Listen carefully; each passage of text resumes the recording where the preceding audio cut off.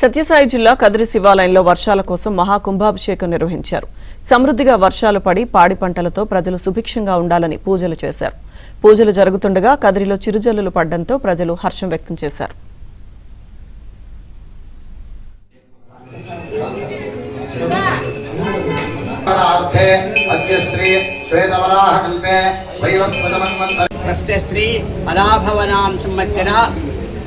ఆషాఢ బహుళ పంచమి సోమవారం సరేగు 3వ తేదీ 8వ నెల 2026 సంవత్సరం.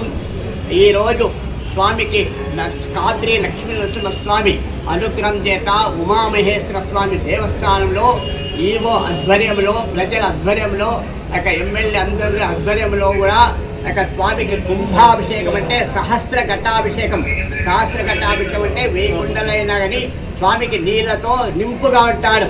అటువంటిగా ఈరోజు స్వామి వర్షం రావాలని ఇప్పుడే మనం అనుకుంటా అంటే పూల వర్షం కురుస్తుంది.